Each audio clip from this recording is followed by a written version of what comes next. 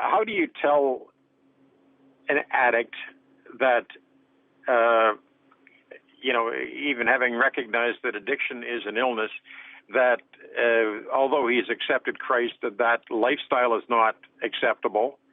And where is there any kind of assurance to be offered for that individual to know that they are saved in spite of their weakness or their illness?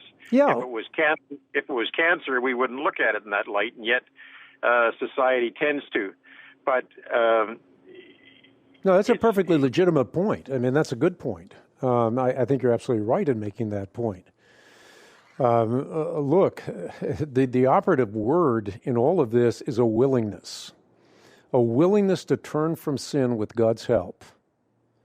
Yeah. So in the illustration that you're giving, if someone is an addict, those are strong cords that bind you.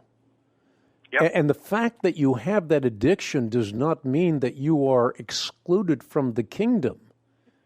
Nothing could be farther from the truth. The real issue is it's a predisposition of the heart. It's a wanting to turn from that sin.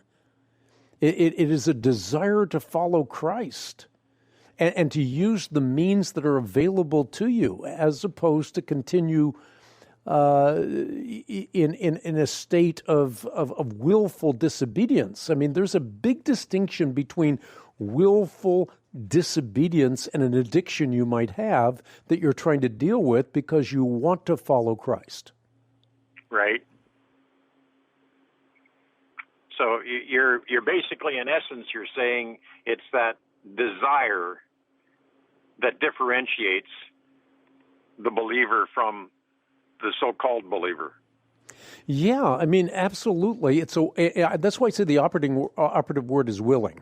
Yeah. I mean, it's like, I can use another illustration. Let's say you and I are at odds. I'm a believer. I'm not allowed to be at odds with you. So I have to be willing to forgive you, whatever our odds were. But right. If you are not wanting to be forgiven, I can't do anything about that because it's a two-way street that requires reconciliation.